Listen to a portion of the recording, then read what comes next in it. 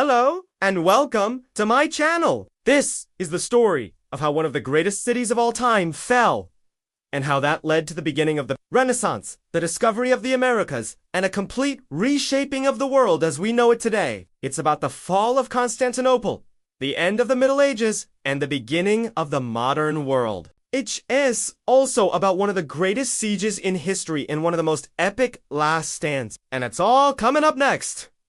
This is the series between 330 AD and 1453 AD. This city was the capital of the Byzantine Empire, often called the Second Rome and known as the gateway between Europe and Asia. It was famous for its strong walls, its incredible trade, and its great culture. But over the years, pressure mounted on the city. First, there were the Crusades, and then the rising power of the Ottoman Empire. In 1453, the Ottomans were led by the Sultan, Mehmed II. His army was massive, 80,000 strong, and he had two enormous cannons, the largest ever seen, called basilicas, and mounted on wheels so they could be moved around the battlefield.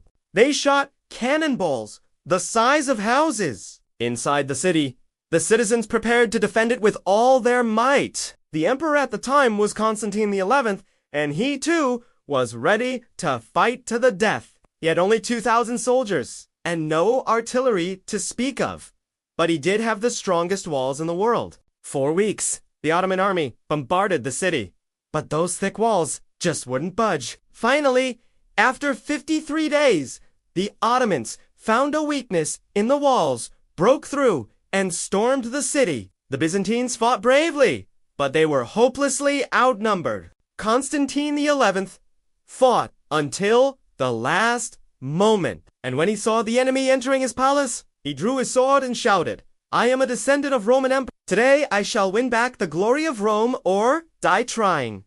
But there were no more men left to defend him. All his troops were gone. He had given orders to kill him if he fell in battle. So one of his soldiers ended his life too honorably. And on May 29th, 1453, after 1,150 years, Constantinople fell. The Ottomans celebrated by opening a bottle of wine and letting the cannons roar to signal their victory. They went on to make it their new capital and renamed it Ist. So why should you care? Why is the fall of this one city such a big deal? To answer that, let's look at what happened next. Europeans were obsessed with getting spices and other goods from Asia, but all the land routes were controlled by the Ottomans. Now that Constantinople had fallen, Europeans realized they had a problem. They needed a new route to Asia, or else they would never get those precious goods. So they began exploring, sailing around Africa, looking for a way through or over the oceans to get to Asia. This quest would lead to the discovery of the Americas by Christopher Columbus in 1492, and the discovery of India by Vasco da Gama in 1498.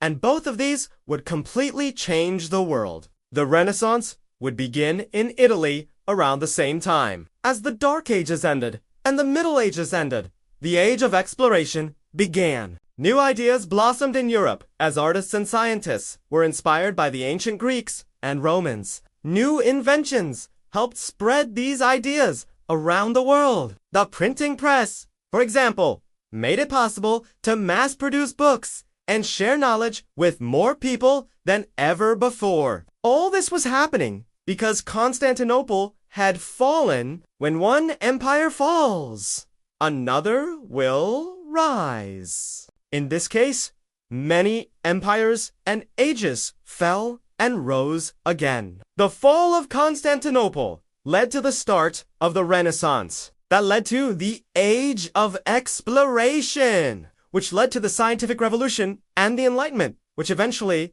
led us to where we are today. You can see why it's considered such a pivotal moment in world history. So there you have it, the epic tale of the fall of Constantinople, the end of the Middle Ages. Thanks for watching. Subscribe for more!